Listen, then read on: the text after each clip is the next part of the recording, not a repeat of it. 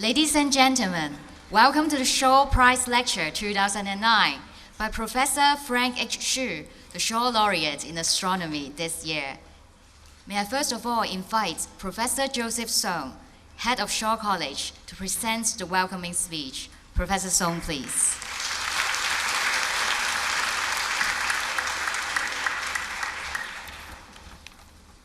Professor and Mrs. Frank Hsu, Professor Yang Zhenli, Professor Kenneth Young, distinguished guests, fellow colleagues, students, ladies and gentlemen. 7 years ago in this room, in 2002, the establishment of Shaw Prize was announced to the public. The Shaw Prize was established under the auspice of the Run Run Shaw Foundation to honor scholars regardless of race, nationality, and religious background who have achieved significant breakthrough in academic and scientific research or applications which have a profound impact on mankind. The Shaw Prize is dedicated to facilitate societal development, enhancing quality of life, and enriching humanity's spiritual civilization. It consists of 3 annual awards each year, namely Astronomy, Life Sciences and Medicine, and Mathematical Sciences. This year, the prize in astronomy was awarded to Professor Frank H. Hsu, University Professor of the 10-campus UCLA system. Today, we are very honored to have Professor Hsu, the Shaw Prize laureate in astronomy, to deliver a lecture on the formation of stars and planetary system. Professor Chu Ming-chung, Professor of Department of Physics, is going to introduce our laureate later. The Shaw College is very privileged to host a Shaw Prize lecture every year since inception. To us, this has a special meaning, not only because the Shaw Prize and the Shaw College has this common benefactor, but also because we enjoy this opportunity to interact with renowned scholars, scientists around the world on a personal level. We are grateful to Sir Run Run Shaw for his passion for youth education, and we are sure that this lecture will inspire our students and colleagues to achieve our motto, excellence with a soul, leadership with a heart. May I now invite Professor Chu to introduce our Shaw Prize laureate in Astronomy 2009, Professor Hsu. Thank you, Professor Chu.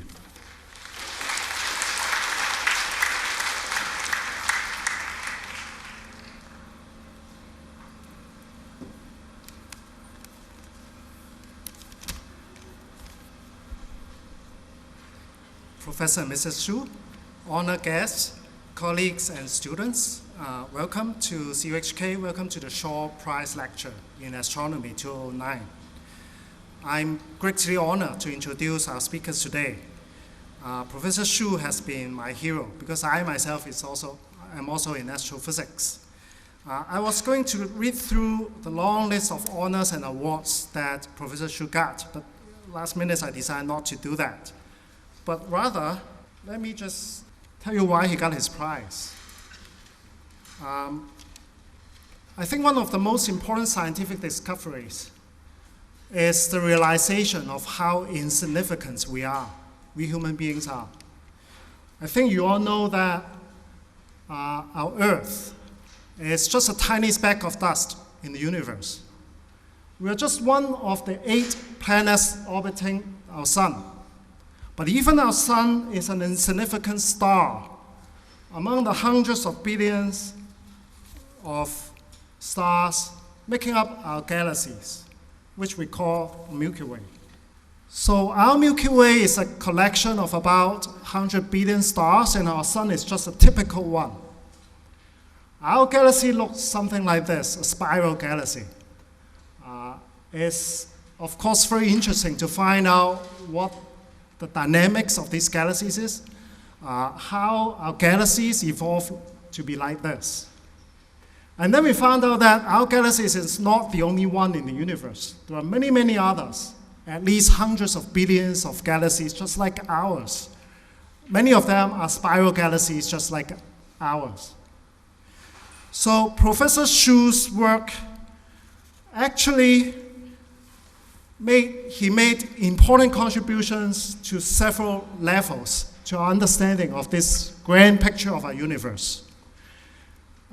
His earliest work is about spiral galaxies, the dynamics of spiral galaxies. And then he also worked on formation of stars, so the many, many stars making up of galaxies, how do they form?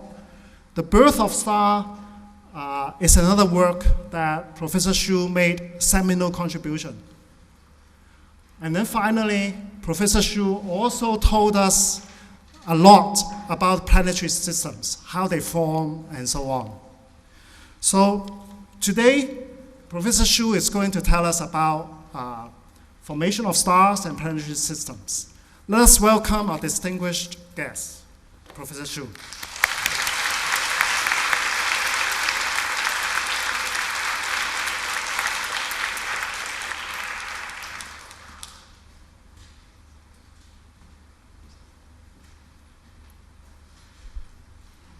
Professor Yang, Professor Ma, Pro-Vice Chancellor Yang, Head of Shaw College, Professor Sung, and Professor Ju. Ladies and gentlemen, it's a great honor to be here today, especially on the announcement, and I should congratulate Chinese University of Hong Kong of the award of the Nobel Prize to your former Vice Chancellor.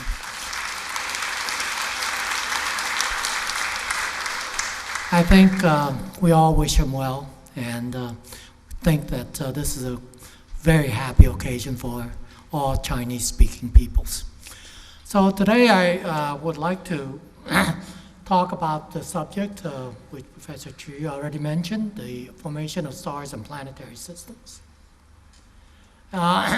And here's the outline of the talk. First, I'll give the historical context of this topic. Of course, for millennia, people have speculated on how the sun, the moon, the earth, the stars, the planets came to being. But the first scientific discussions took place 200 to 300 years ago. And I'll talk about one that held sway for nearly a century, Laplace's nebula hypothesis, until it was refuted by the fifth child of Charles Darwin, George Darwin. And then why today we have gone back to this but added some additional elements to answer the questions that were raised by George Darwin. And in particular, the realization that apart from self-gravity and other gas dynamic forces, that magnetic fields play a crucial part in the entire story. In various sub-steps, I won't go through this right now. I'll talk about the comparisons of observations, and then finish with remaining controversies and their possible resolution. So, in 1698, there appeared a volume 3 years after Huygens' death by Huygens, a famous Dutch physicist and astronomer.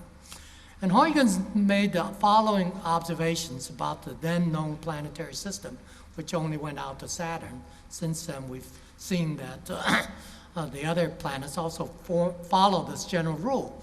He noticed that all the planets go around the sun almost in perfect circles and in almost a single plane in the same direction as the sun itself spins.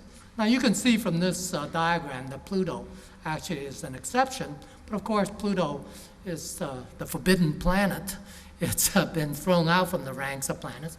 But we also understand this exception in that Pluto goes twice around every 3 times that Neptune goes around, so-called resonance in physics. That means every 2 times that Pluto goes around, Neptune's always in the same place to pull Pluto, and in fact it pulled Pluto inside its own orbit, even though the two will never crash. So this is sort of the exception that proves the rule.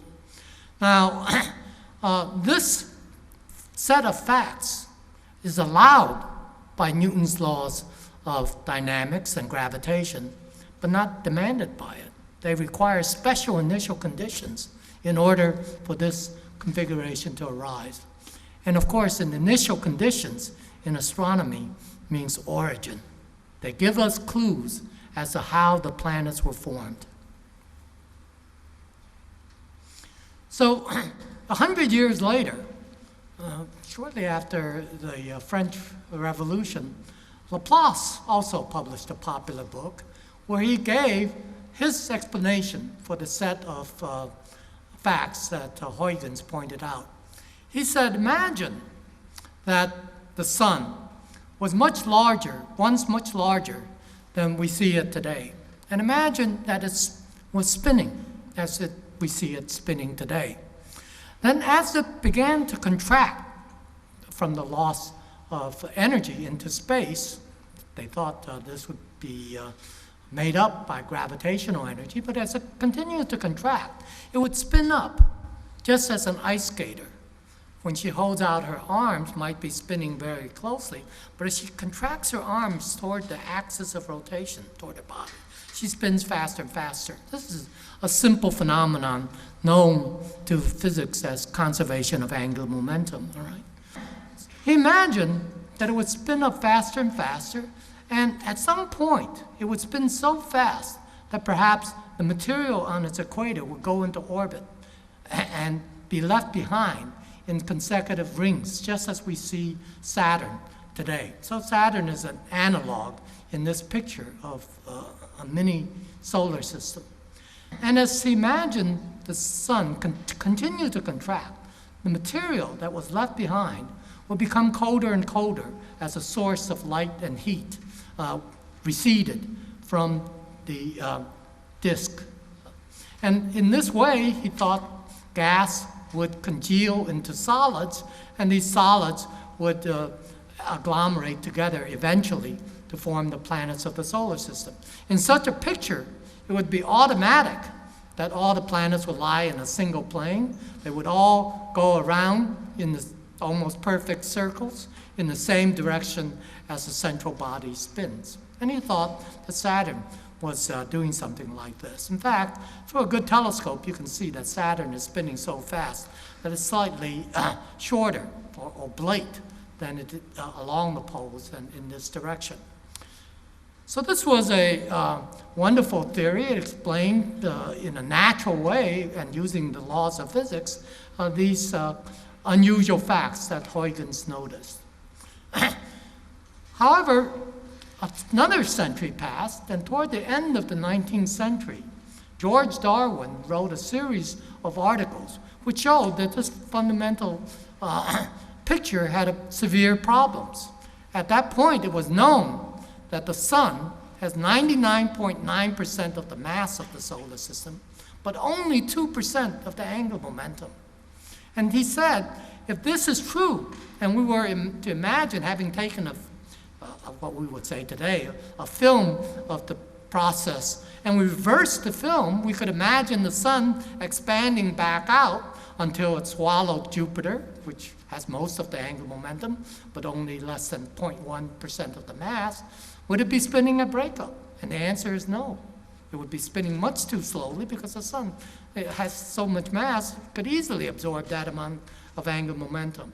And if you went out to Saturn and swallowed Saturn, it would also be spinning very slowly. So it would not have been a breakup. It would not have left matter, if we go forward in time, as it contracts in orbit around its equator. And this was a devastating criticism. So past that point, nobody believed that Laplace's ideas were correct. It was just devastating. And instead, there were other catastrophic hypotheses put forward to explain the solar system. If you look at the textbooks of the early 20th century, the most popular was Buffon's catastrophic hypothesis, where he imagined that some body, he thought it was a comet, but later on people thought stars were more likely, that another star made a close passage to our own sun. And just as this this is a galaxy, not two stars. But in analogy, just as this galaxy has made a close passage to the Whirlpool galaxy and drawn out a ribbon of matter from the body of this galaxy, imagine that a passing star might have drawn out a ribbon of matter from the sun, and that as it receded, this gas would cool down, and just as Laplace supposed, congeal to form solids, which would begin to form the planets. This hypothesis, if it were correct, would imply that our solar system would be unique in the galaxy, because we know such a close passage is very unlikely. It's even unlikely that one such event would have taken place in our own galaxy. Stars are spaced so far apart that for another star to come from outside and steal some matter from the sun or pull it out would be so unlikely that we would be unique in our own galaxy, if not in the universe. However, it, in turn, was refuted by Lyman Spitzer in 1939. And Spitzer pointed out that for a passing star to pull out even 0.1% of the mass of the sun, that you would have to reach so deep into the sun that the gas would be extremely hot as it came out, and it would never condense, but would instead evaporate in space. So now we're left with no theory. All right? So gradually, by the middle of the past century, people began to relook at Laplace's nebula hypothesis. So let me just tell you what the resulting ideas are here. First, there's an added ingredient that's needed. And that added ingredient is the only other long-range force in the universe that we know besides gravity is electricity and magnetism. But there are no large-scale electric fields in the universe. And that's because there are both positive and negative charges. So if you had a large-scale electric field, the charges would just flow to short out the electric fields. But there are no magnetic monopoles. So magnetic monopoles can arise. Magnetic fields can arise and do arise because of the flow of currents in the universe. So this magnetic field, as we'll see, has a crucial role in that when it's present in many rotating systems, it tends to transfer angular momentum outwards, allowing the matter to flow inwards. So the matter could accumulate toward the central regions with relatively little angular momentum, and relatively little mass could be left in the outskirts carrying almost all the angular momentum, just as George Darwin had noticed. This is the crucial added ingredient, as we'll see.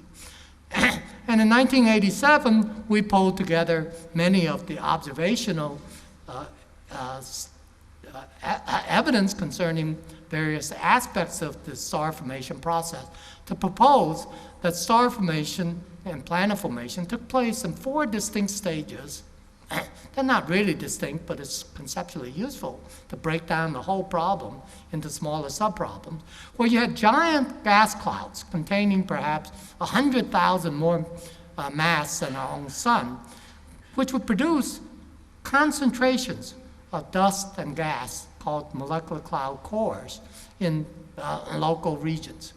And because the magnetic fields help to hold up this matter, but it cannot do it forever because most of the matter is neutral, and the neutral constantly slip relative to the magnetic fields and the charged particles, then eventually it would become more and more centrally condensed around each core until it passes a point of instability and it would collapse, begin to gravitationally collapse.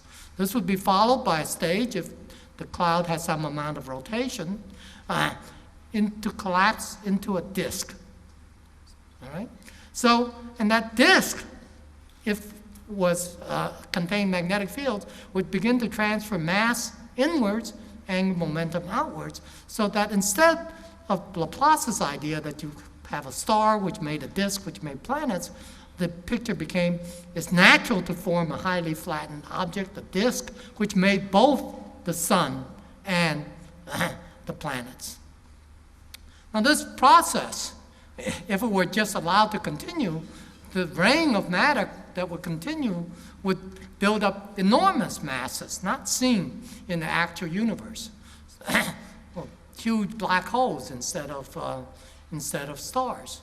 So we propose that this should be followed by a third stage where a star turns on a very powerful wind, again because of the role of magnetic fields.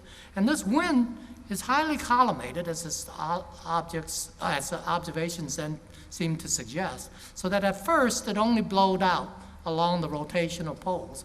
And we had a phase of bipolar outflow, 2 poles, and matter still raining in on the inside and falling into the disk. Eventually, this matter would reverse the infall over all directions, and you would be left with a star plus a disk around it of gas and dust, which was becoming obvious that there was a class of objects that could be interpreted this way.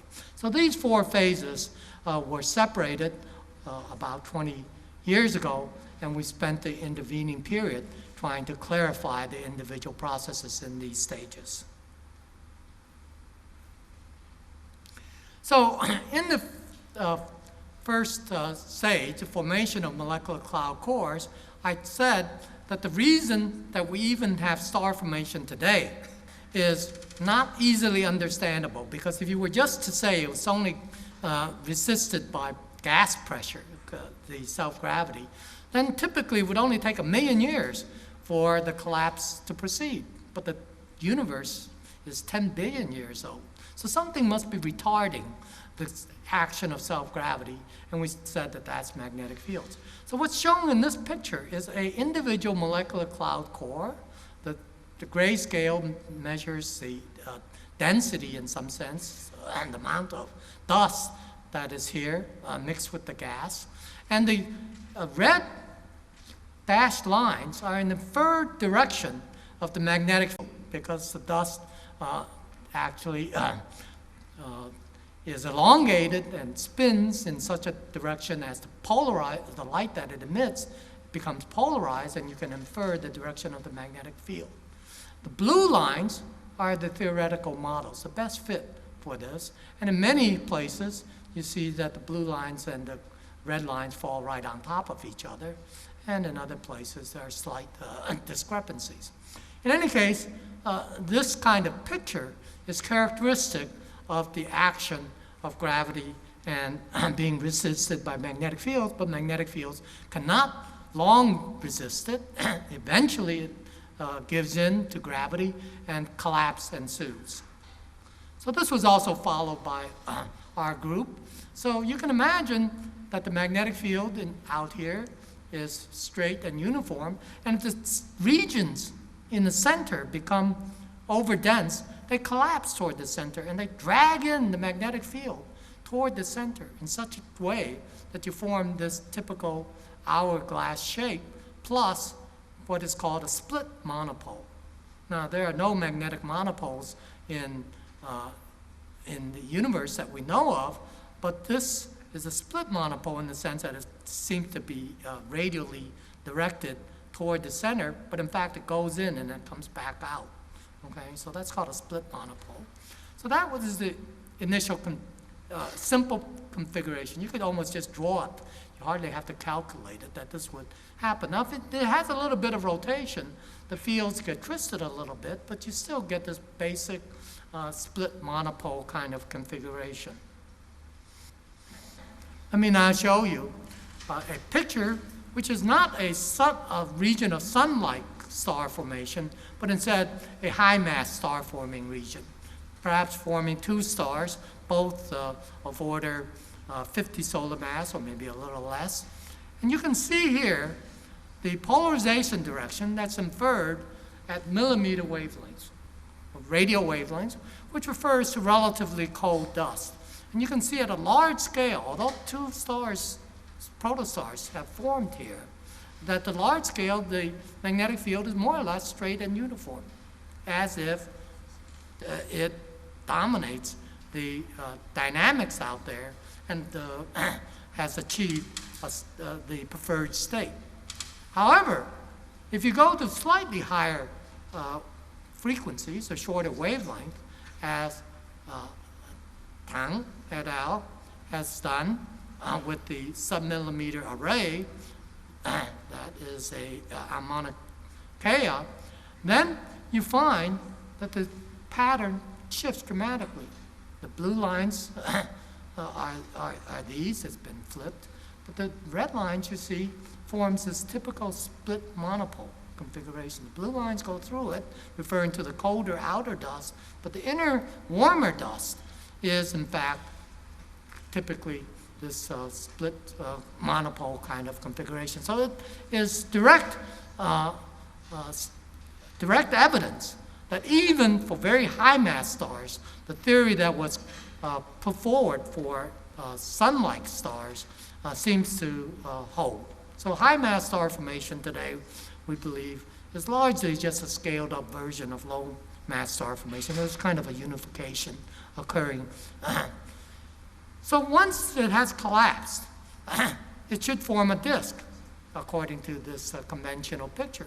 And this shows a Hubble Space Telescope image of 4 low mass stars forming against the bright background of a high mass star that has ionized the gas back here and caused it to fluoresce, just as fluorescent bulbs give off light in the visible wavelength. And the dust here has obscured the background light. And so you can see that in all these cases, in fact, we think that every single new star that is formed always has, apart from the central star that you see as a red dot in the middle or white, surrounded by a disk. And this disk has various degrees of flattening depending on whether it's face onto you or edge onto you. We know that this dust is in such disks because if we take these, measure the energy at different frequencies of radiation that comes to us, this is optical frequencies, this is near infrared frequencies, this is far infrared frequencies, we see that the curve that we expect, which is roughly what is called in physics a black body curve, that we expect for our star, has actually excess to it when we look at the actual object, infrared excess, and that's best explained as a relatively cool but still warm dust in the disk around the star. This is the fit here. You can see that there's some additional long wavelength radiation above even that of a disk, probably some residual infall going on in this system. So this is, again, direct evidence that in addition to gas around the star, we have dust that is typically at the temperatures that you would expect for planets around that distance from the star. If you were just simply to break up the planets into small dust particles, this is a typical kind of emission you would expect to see. So we want to do the reverse, to assemble that dust into the planets. Now, as I told you, we need some process of angular momentum transport outwards and mass transport inwards if we're to understand ultimately why the star ends up with 99.9% of the mass and the planets only end up with 0.1%. Typically, these disks have about 1%, but that's because they have a lot of hydrogen and helium that doesn't go into planets but are eventually boiled away. So here's a somewhat complicated diagram. It shows on the vertical axis the inferred magnetic field from various kinds of observational evidence as a function of distance, axial distance, in AU. And AU is an astronomical unit. This Earth is defined to be 1 AU from the parent body. So it starts from 0.01 AU, goes out to 10,000 AU, Jupiter would be about here, Saturn would be about here, Uranus here, and Neptune here. And then this is the realm of the comets out here. So we have very few measurements today. What I've done here is to scale out, according to the theory, the mass of the central body, because it's a mixture of low mass stars and high mass stars, as well as to scale out the inferred rate at which mass is flowing through the disk onto the central star. So once you've done that scaling, this is the magnetic field strength that is inferred. By theory, these are the two lines. This is for high mass stars, this is for low mass stars, and then the points are the observations with experimental error. You can see that all the points more or less fall between the 2 points. So this is the strength that is needed, in other words, to transport angular momentum inwards, mass inwards and angular momentum outwards at the observed rate. Now, why does magnetic field have this property of transporting mass inwards and angular momentum outwards? It's very easy to understand. If you think of two pieces of conducting matter that are on a given field line, that field line acts like a rubber band.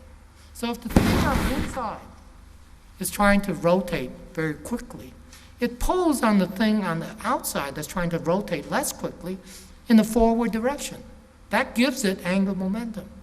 And it loses angular momentum in turn. So there's been a transfer of angular momentum from inside to outside. In losing angular momentum, this thing will orbit closer to the central body, and therefore there's a transport of mass inwards. So whenever you have magnetic fields, it tries to equalize the so-called angular velocity, and in doing so, it automatically tends to transfer angular momentum outwards and mass inwards, thereby resolving this difficulty that Darwin noted in Laplace's original theory. However, there's still a problem. If you imagine that you have a disk, we're looking at edge on, and it's gradually spiraling in toward the sun, it's a very flattened object. If it were just simply to go into the sun and join onto the sun would also become a very flattened object. But stars are not flattened objects. They're almost perfect spheres. So there's still a remaining little bit of problem. You have to get rid of that angular momentum so that by the time it lands on the central star, there's practically no angular momentum left. And that can be done if the star itself generates magnetic field. Now the sun, we know, generates by dynamo action its own magnetic field, and it's inferred that when it was young, these fields were much stronger, 1,000 times stronger than they are today. So there's a complex interaction of the field that the sun has and the field that's dragged in by the accretion disk. And that interaction, in the simplest example, results in the configuration that's shown here. You can imagine that the sun tries to have basically a dipole field, like you get with a bar magnet, that goes like this. I've only drawn half of it. And the magnetic field, on the other hand, in the disk, connects out to the interstellar medium, more or less, in the pinched way that I described before. And these two, when they abut each other, has to reach a compromise. It reaches a compromise in the sense that it produces this kind of configuration that we call an X.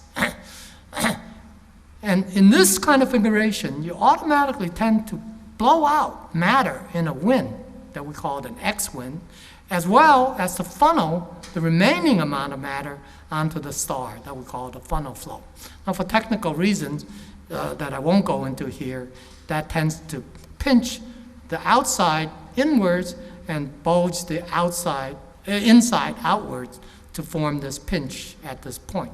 All right? Typically about 5 times the radius of the central star. So the idea is that in the last little bit of angular momentum is actually carried away in a wind, which acts like a sling. It's as if you had a matter on on a string which you're whipping around very fast because it's going around in the disk, and that's just like a stone on a sling. If you throw it, the stone will gain angular momentum by the process and eventually be tossed out in a flowing wind. Now, again, for technical reasons, this flow gradually collimates so that it goes asymptotically more and more up and down the two direction of the axis. So here we see such a system. In fact, we believe that these jets also arise ubiquitously throughout the phase of every forming star. They last for maybe a few 100,000 years. So here is an object seen almost edge-on. You can see that there's a dark line that threads through here. That's a disk. And out of the center, the star is obscured, comes these fantastic jets, thousands of light years in length, almost exactly symmetric on the two sides. It's pulsed, so there are bright knots along it, and it carries away this flow. So these jets were a complete mystery as to how they could arise, but we think the combination of rapid rotation plus this magnetic interaction near the center very naturally explains this kind of configuration. Now, many people arrived at that conclusion, that if you had disks plus magnetic fields, you would get these kind of outflows. However, in our picture, only the matter that is trying to join on to the star reaches this resistance, this back push by the star, such that the conditions are right to produce this wind. And that produced a further controversy, but it could be resolved observationally. Because if you believe this outflow arose from a large distance from the central star, then it would have relatively lots of angular momentum. So if you were to measure the amount of angular momentum in the jet, it should be relatively large. Whereas in our picture, where it arises only at the inner edge of the disk is physically truncated by this interaction with the star's magnetic field, it would have relatively little angular momentum. And just this past year, again using the submillimeter telescope, a group of Chinese speaking astronomers headed by Li measured the rotation of a similar object, HH21, and this is a very clever experiment. So in 2004, this is now in molecules, silicon monoxide molecule. It shows the picture in radio emission of the jet and the counterjet. In 2008, they went back and imaged it again, and they found these blobs had moved slightly, all right? In such a way that you can calculate that it has moved this distance in 4 years. So now you know the velocity of the matter along the jet. And by the Doppler effect, you can also try to measure whether there's a difference in the velocity coming toward you or away from you that would indicate rotation. And that's what's shown over here. So from the combination of the two pictures spanned over 4 years and measuring the Doppler effect, you can get all the velocity information. And they deduce that the angular momentum in this jet and another one similar to it, in fact, we believe this should hold in all such jets, the angular momentum contained in the jets is characteristic of just a little bit that is remaining at the inner edge of the disk, not the 100 times larger values that were often predicted by rival theories. So I think we're in pretty good shape here in having seen the outlines of the total picture. There are some remaining controversies. For example, there have been proposals that in the case of our own solar system, because of certain extinct radioactivities, that it had a special fate again, reverting back to this idea that our solar system suffered some kind of catastrophe that makes it special from others. And this catastrophe that is invoked to explain these unusual radioactive patterns are a supernova that went off that actually triggered the formation of the solar system. All right? And that's because stars often form in clusters. All right? And in particular, this picture called the Pillars of Creation, all right, was voted as the most photogenic picture taken by Hubble Space Telescope, all right? And you see it against the bright background of a high mass star that's formed out here, and it's carved out this gas in between and caused it to evaporate, and this is the remaining neutral gas and dust. So it was called the Pillars of Creation because it was thought to be the cradle of star formation. I called it the cradle of creation here. What's superimposed down here are the X-ray sources measured by the Chandra telescope. This is an X-ray telescope. It's known that young stars, when they're first formed, they have lots of magnetic activity on their surface. So particularly low-mass stars that recently formed would be bright in X-rays. And so this is a recent picture, and it shows not what people that espouse the triggering of star formation by high-mass stars, but instead the low-mass stars that formed were already in place by the time the high-mass star formed. You don't see any particular preference apart from what you would expect from probabilistic analysis of this distribution to be associated with the pillars. All right? There are a few, and there might be a little bit of triggering, but most stars, like the sun, formed before the high-mass stars, and even if a supernova were to go off, let's say another 1,000,000 years ago, it would not have contaminated the solar nebula in these stars at least. Finally, there's a question, what is the difference between a single star like our own sun surrounded by planets and double stars and multiple star systems? Can it be accommodated within this general picture that I've outlined for you? These show some numerical simulation by Caitlin Crater and her colleagues, including a group from Berkeley, of 3 simulations where one varies the ratio at which matter falls into the central object. Remember, I told you that the second phase is when the cloud core becomes sufficiently centrally concentrated that it collapses and matter starts to rain into a disk, versus the accretion rate through the disk. These need not be the same. If it's not the same, such that more matter falls into the disk than the disk can remove by angular momentum by moving it inwards, then matter builds up in the disk, and just like a spiral galaxy, it develops spiral arms. And these spiral arms can also transfer angular momentum outwards and mass inwards, but if it doesn't occur fast enough, as in this calculation, so much will accumulate in the disk that it will become unstable and give you 2 concentrations. So this could end up forming a binary star. If the ratio is even more extreme, you could end up with multiple stars, 3 or more stars. These are typically unstable configurations, and 2 of them would throw the third one out to a very large distance. So within the general scheme that I've outlined for you, we seem to be able to account for the wide variety of outcomes that we see in nature.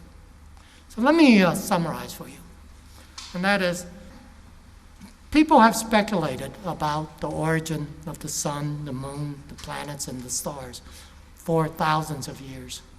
But for the first time, because of the work starting from Huygens and Laplace and others, we now have a scientific outline, at least, of how the formation of stars occur. We also see that the appearance of disks is a very natural byproduct of the fact the galaxy rotates, and any small piece of matter in the galaxy will typically have some amount of rotation. And when that collapses by many orders of magnitude to try to form a star, it will first form a disk. So the appearance of disks in planetary systems is probably a ubiquitous byproduct of the formation of stars of both high and low masses. However, we see that there were unforeseen phenomena by the classical proposals, such as magnetic fields that account for various missing processes that otherwise would make Darwin's objection forbidding. All right? Among these unforeseen outcomes are jets, these spectacular jets from stars, and a problem that I didn't talk about, which is that these jets, which spew out gas, also can spew out dust. And in fact, a lot of the dust that goes actually into planets, we think, is thermally recycled processed rocks that came very close to the sun, but at the last moment were spewed out into the solar nebula by the jet itself. And these play important roles in the overall process of star and planet formation. We see today from the study of exoplanets that the wide diversity of outcomes is possible, including the migration of planets from their birthplace, again, by angular momentum transport mechanisms within the disk involving now gravity. So we do not know today, although astronomers are working hard, how many of these outcomes produce Earth-like planets in habitable zones. All right? We don't know the answer to that question.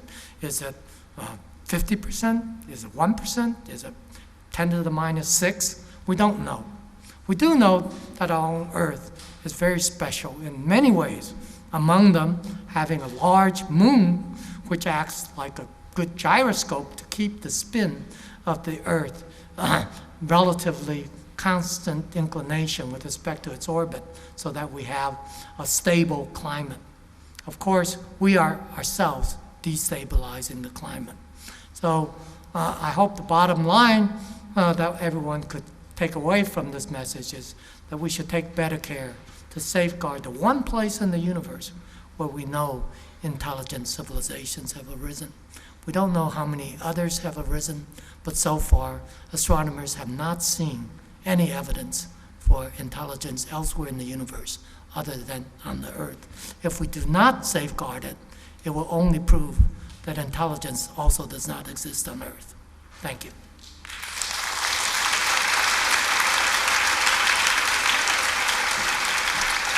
Thank you very much, Professor Xu. Would you please stay for the Q&A session? And would Professor Zhu please come onto the stage to moderate this session for us?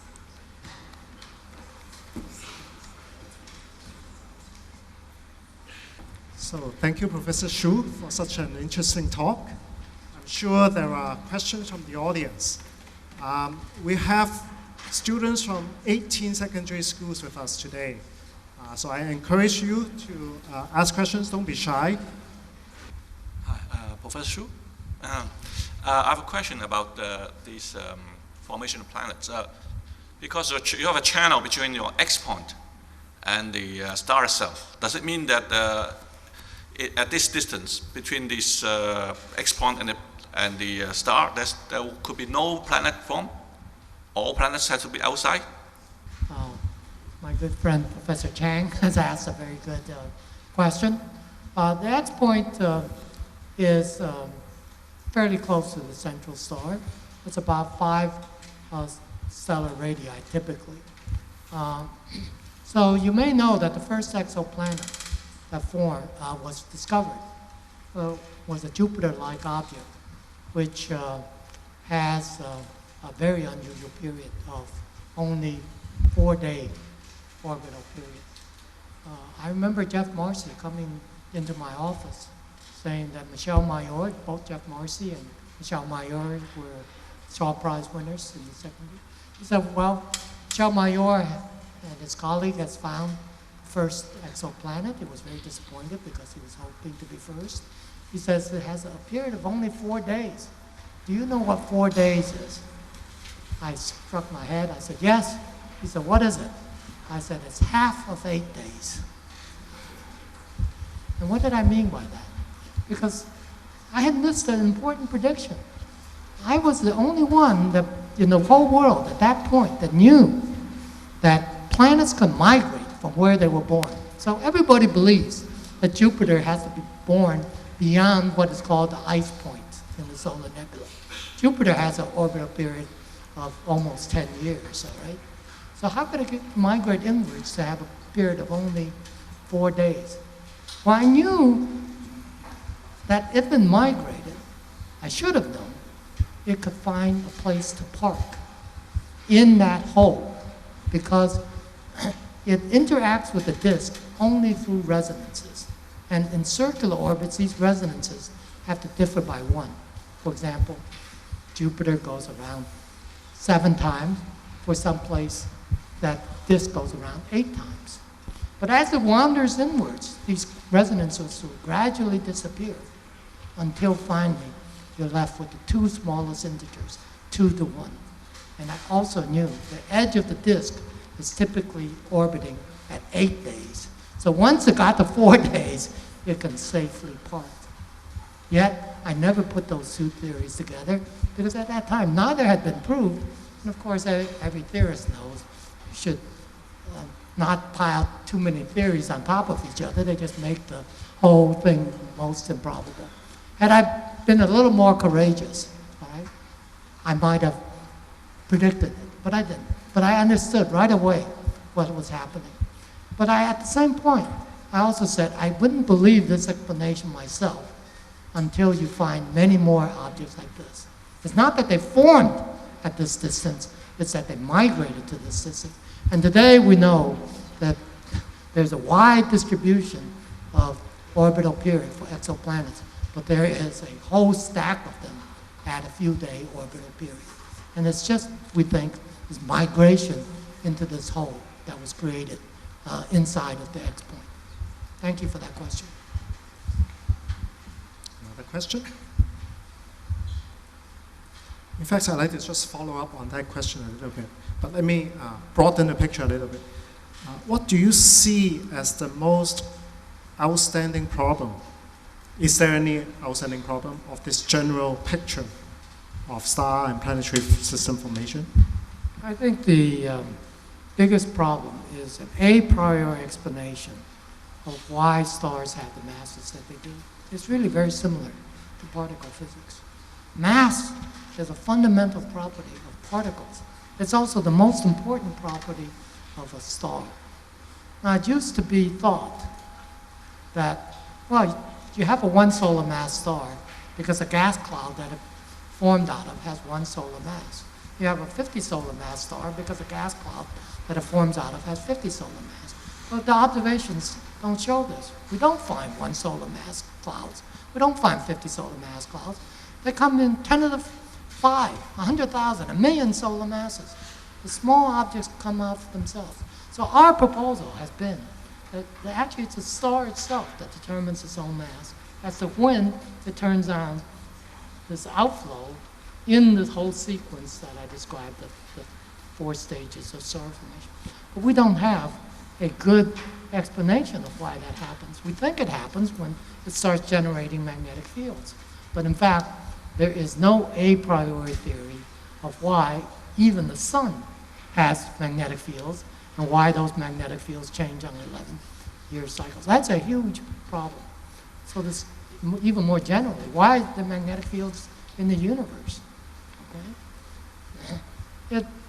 From a physics point of view, we say it needs currents. Well, why do negative charges and positive charges decide to flow differently? We don't have a fundamental understanding of that. Hi, my name is Tom, and I have several questions for you. The first question is that how do you measure the magnetic fields using the telescopes? And the second question is that I know the first planet outside our solar system is discovered as a pulsar planet. does the formation of pulsar planets, is that identical to the formation of ordinary star planets? Yeah, so you have two questions. One is how do you measure magnetic fields? This it turns out to be very difficult. There are ways. It's very difficult observationally. And of course, from a theoretical point of view, they are more difficult to calculate, at least in the classical way, than say, gravitational fields. And it's these two factors that actually causes all this resistance to the proposal that magnetic fields have a very important role. It's because the theorists say, well, it's hard to calculate, and my response there is, well, we have equations for them. We've known them since Maxwell's time. There's no reason that nature knows about our difficulties of calculation. It uses all the phenomenon at hand. The measurement of magnetic fields are difficult, but there are various possible ways to do it, all right? The most useful, but the most difficult, is called the Zeeman effect. When you have a magnetic field that is imposed on an atom or a molecule, it can change the spectrum of the radiation that emerges from it. That picture I showed you of the magnetic field strength in disks of various types, the ones at the one extreme were measured by the Zeeman effect. But it's very difficult unless they're very bright. These sources turned out to be maser sources, so they're very bright, all right? And the lines are very narrow, so you're able to make that measurement. Other measurements are more indirect. The direction of the magnetic field can be deduced from the polarization. You have dust particles. If they're elongated, they're unlikely to be perfect spheres. If they're elongated, then they tend to orient themselves such that if they're spinning, their short axis is along the magnetic field. That turns out to be the configuration of least energy. So any dissipation that happens, put them into spinning in this direction. Now imagine that they radiate. They radiate more easily with the so-called electric vector in this direction than in this direction because it's long in this direction. And so we will see polarization perpendicular to the direction of the magnetic field. So those were some of the maps I showed you, how one deduced the direction of the magnetic field, but one does not have a measurement of the magnetic field. That can be estimated by the fact that the medium is typically turbulent, and as Professor Yang's teacher, Fermi, and I don't know, I think he also took a course from Chandrasekhar. Fermi and Chandrasekhar pointed out one can estimate in a turbulent medium what the strength of the magnetic field is, but that estimate is not so precise. There are other ways to do it, such as Faraday rotation. If you have a pulsar, it has polarized light. If you send it through a magnetized medium, the plane of polarization will rotate. And so astronomers have all these different ways, but they're not as easy to measure as the light from these sources. So the measurements are few, but they are accumulating in ever larger amounts.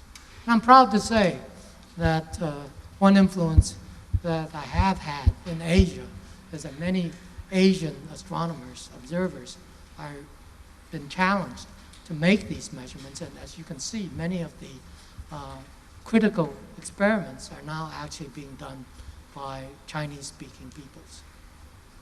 Oh, and you asked about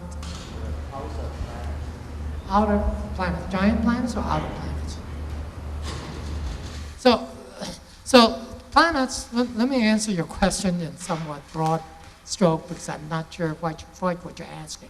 Planets in our own solar system can be roughly divided in two categories. Outer planets, which are large and have large separations and are mostly made up of ice, frozen ices, and hydrogen and helium gas. And then the inner planets, which are mostly made up of rocks and metals. And the division is believed to be because the solar nebula is hot on the inside and cold on the outside. So there's a point where water is actually frozen. Now, the significance of water is that oxygen is the third most abundant element in the universe after hydrogen and helium. Helium cannot exist as a solid, particularly not at the pressures that we're talking about in outer space. It doesn't form any chemical compounds, so it is not part of the process of planet formation, the accumulation of solids, until it becomes so large that gravity can pull it in. Hydrogen would either bind with itself, but then it doesn't become a solid, not at typical temperatures. But if it binds with oxygen, it will become a solid at these pressures once the temperature drops below 150 degrees Kelvin. So 150 degrees Kelvin is around, reached at a distance somewhere between Mars and Jupiter. So it is believed outside of that, you have access to a lot more raw material, which is ice. And that's why the planets get very big. Inside of it, you have access only to rocks and metals, and that's why the inner planets are so small. So the belief is that giant planets like Jupiter always form outside of the ice point, but now we find them very far interior to it. So the best explanation is that they've migrated from the point of their birth inwards toward the inner solar system. So, but in our own solar system, there's this clear separation.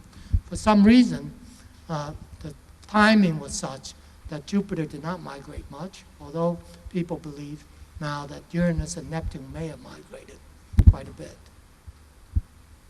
Okay, we have a question in the back. Professor Su, do you think there are any living things in other planets? Any Planets. animals or elements? Planets. Planets. Yes. In our own solar system or elsewhere. Well, of course, other planets have been discovered around other solar systems, mostly by what is called the Doppler effect. You don't see the actual planet, but you see the wobble that's caused in the central star in reaction to planets circulating. That sensitivity is such that the first detections were only made of relatively massive planets comparable in mass of Jupiter. But now that that technique has been refined so that it's been able to find a planet as low as only 5 times the mass of the Earth. Jupiter is about 300 times the mass of the Earth. So by that process, we found planets as low mass as 5 times the mass of the Earth. To reach the Earth-like planets, we don't have the capability yet, but the hope is we can find them in transit across other stars. In other words, as the Earth circulates the sun, if you're oriented in the plane of the Earth's orbit, the Earth would cross the visible face of the sun and block out one part in about 100,000 the light of the sun. So if you have ability to measure the brightness of the sun to one part in 100,000, you could actually detect and infer this planet. We now have a telescope out in space called the Kepler mission that has that capability. And I think within a few months, to certainly within a year or two, you will begin to read in the papers of the discovery of Earth-like planets. Oh, thank you.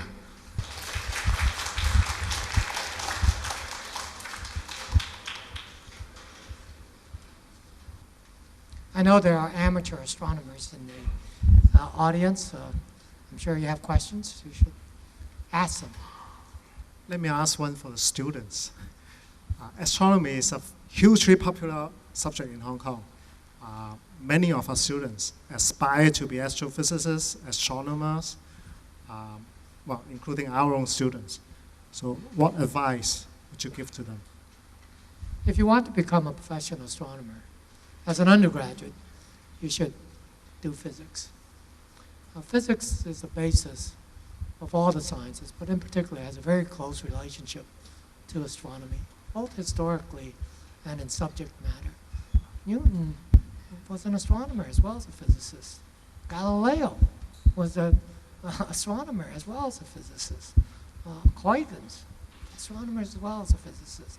Many of the breakthrough discoveries that have been made concerning solar neutrinos or cosmology have actually been physicists who have turned to doing astronomy. So that's very important. However, there is a difference in the culture of physics and astronomy, and that difference is best characterized by a question, a observation a student once made to me. I taught introductory astronomy at Berkeley, and after the class was done, the student came up and said, "Professor Hsu, before taking your class, I thought I was going to major in physics, but afterwards, I've decided I want to major in astronomy." I said, "Oh, that's interesting. What changed your mind?" And he said, "Well, I've discovered that astronomy is just like physics, except it has a story." And I think that's part of the attraction of astronomy. One part is certainly that we have these beautiful images. It's almost like art, right? Many people use this as art. And these beautiful images immediately appeal to us in ways that are innate and perhaps more primitive than, let's say, an equation. Even a very beautiful equation might appeal to us at an early age. But the second is that it has many stories of three different kinds. One is the story of how the universe came to be and everything in the universe. I'll give an example, perhaps. I hope I won't offend Professor Yang. If you ask a physicist to tell you about an electron, a physicist might tell you, well, an electron interacts in this way with a photon, with light, and in that way with a proton, or etc. These are processes. A physicist will rarely ask the question, where did that electron come from? Where did the proton come from? Those are part of the story of astronomy. They were not always there, we think. They came into being. How did that happen? There's so many of them now in the universe. How did that happen? Or if you ask a chemist about the elements of the periodic table, he will tell you there are 92 naturally occurring elements. First one is hydrogen, the next one is helium, etc., etc. These are its chemical properties. But rarely would the question arise, why do we have 92 elements? Where did they come from? Why do they have the abundances that they do? These are stories of astronomy. We know the answers to these stories in part. Hydrogen and helium came from the Big Bang. The rest came from stars. How did that happen? Or if you ask a biologist, what is life? A biologist would tell you, life is a number of processes that involve biochemistry at a molecular level, macromolecules at a larger level, and cells at a unit of life. But immediately an astronomer might ask, how did that happen? Because when the Earth first formed, it was so hot that all the rocks of Earth were molten. How do we know this? Well, because we know the Earth is built with everything heavy on the bottom and light things on the top. At the bottom is the heaviest large substance we know, iron. And then lighter and lighter layers of rock on top, followed by ocean, followed by the air. So it must have all been molten at one time. In such a state, life could not possibly, at least not as we know it, have existed then. So somewhere between then, 4.567 billion years ago, and now, there must have been a transition from inanimate matter to animate matter, to life. How did that happen? When did it happen? These are all part of the story, of course, now involving geology as well as astronomy. There's many, many stories. And if you're attracted to that kind of science, then, you know, you should think seriously about a career in astronomy. But first, get a very fundamental grounding in the basic sciences, which are physics, chemistry, and biology. All right? And even better, support your university administrators who point out these are artificial divisions created by humans. Nature does not know that there's physics, chemistry, and biology. It just knows about the whole wealth of phenomenon. They're all connected. That's something that you really appreciate when you study something like astronomy. Thank you. Professor Xu, first of all, I'd like to thank you for giving us a very interesting lecture. Last year, I was sitting in this chair listening to two mathematicians talking for an hour. I did not understand a single word what they were talking about. This year, I think I can understand perhaps 1% of what you said.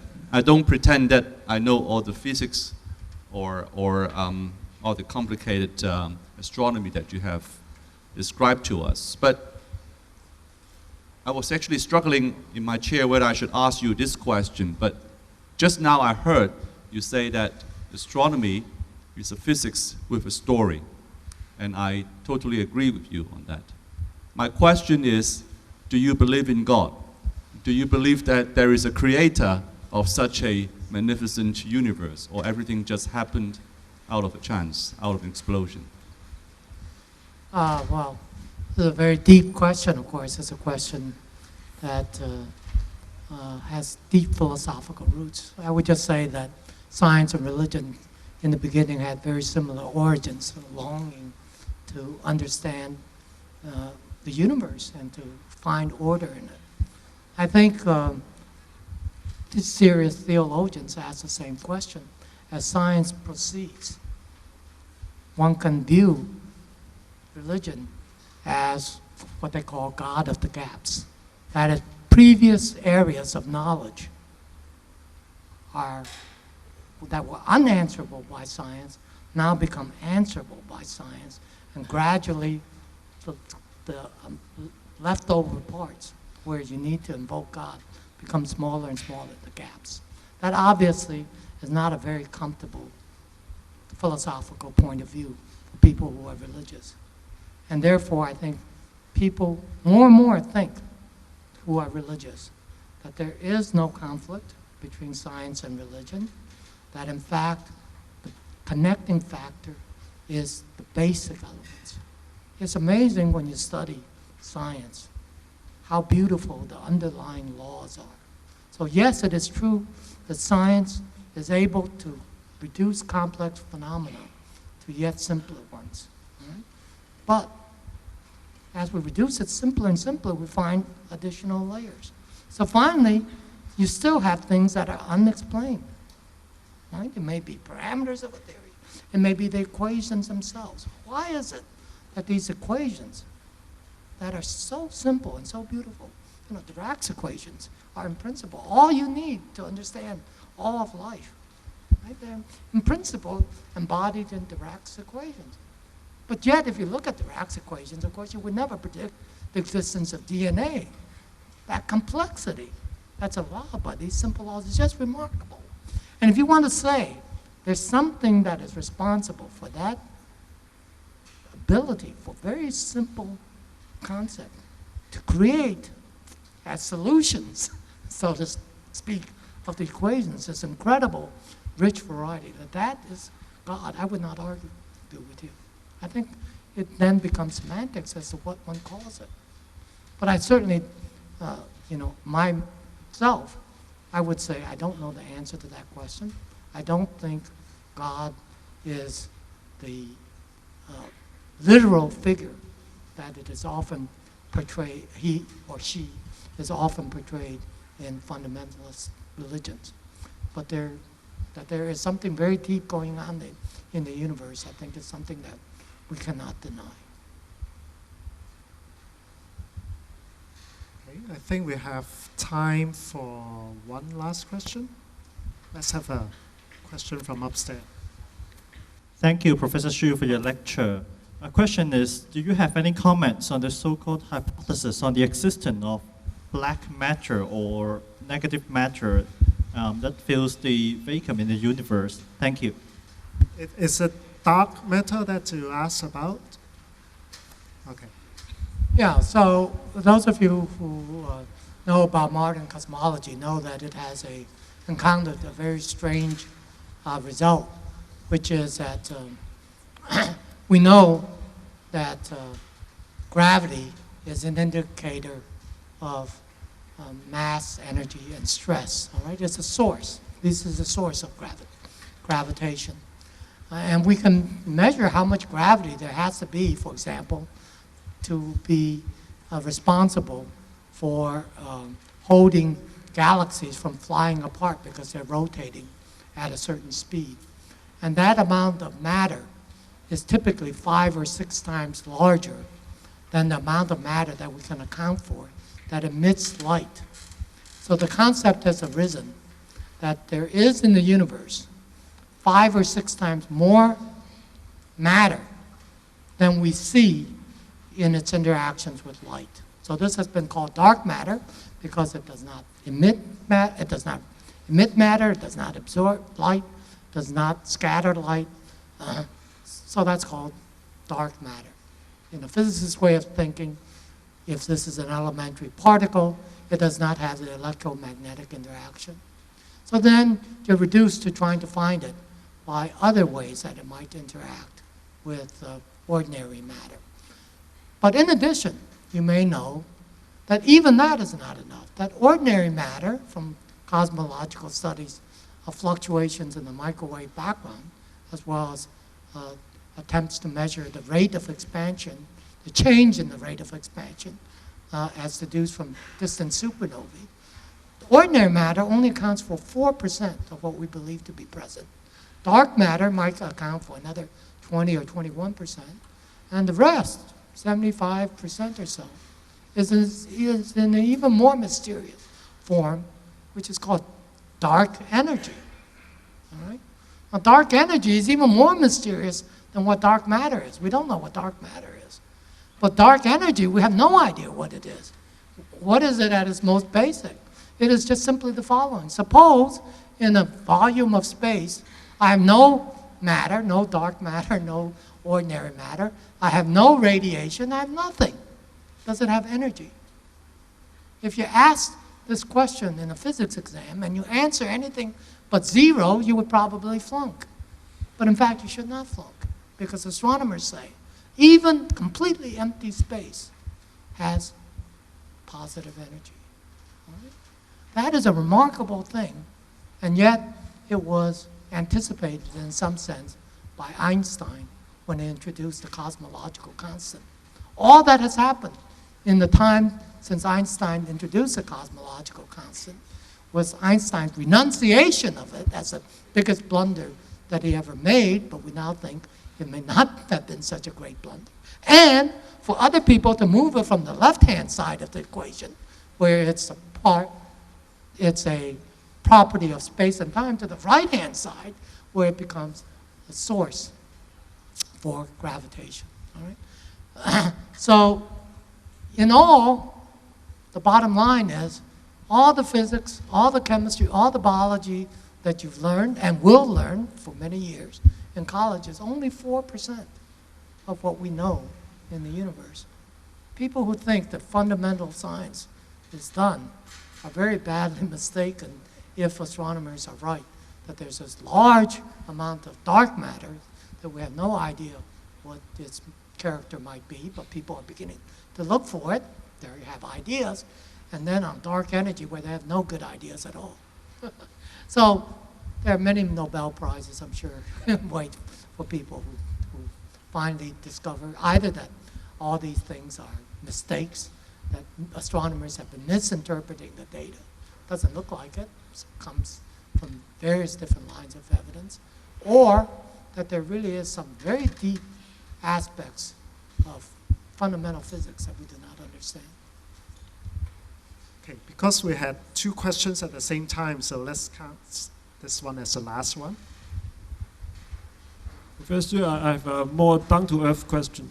I heard that the time for the moon to orbit the Earth is the same as the time for self-rotation of the moon. As same as the time of what? Time of self-rotation. Oh, yes. So that's a very good question. Is all right? that a pure You can coincidence? prove a theorem in classical mechanics, which is that if you have a body, and it doesn't have to be simply connected, all right, and it has rotation, that the state of least energy is uniform rotation. Everybody rotates at the same angular speed. That is what the moon does. It is in the state of uniform rotation so that it orbits and turns about its axis in the way that its face always faces the Earth. It's because there are dissipative mechanisms, such as tides, etc., in the moon, that lower the energy level until this becomes true. It was not always true. In fact, the moon's period of orbital period was not always roughly a month. We believe the moon formed when a Mars-sized body struck the Earth, and at that time, the orbital period was only about 4 hours. And at that time, the Earth's spin was only about 4 hours. Today, as the moon recedes, and the Earth is still spinning faster than a month, not only is the moon slowly getting further away from the Earth, it's taking away angular momentum. It's again this process of transferring angular momentum outwards. The Earth is slowing down in its spin. So I often tell students, if you think the day isn't long enough, just wait, it's getting longer. Thank you. Okay, so I think that's the end of the Q&A session. Thank you, Professor Xu.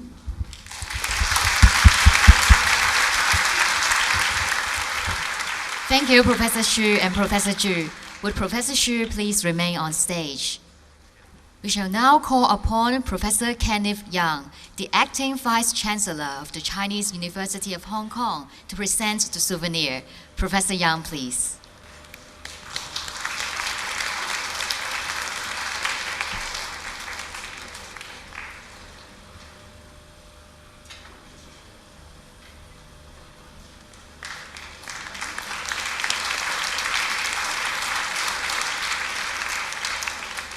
Thank you, professors. And may we invite Professor Song and Professor Zhu to join the photo taking.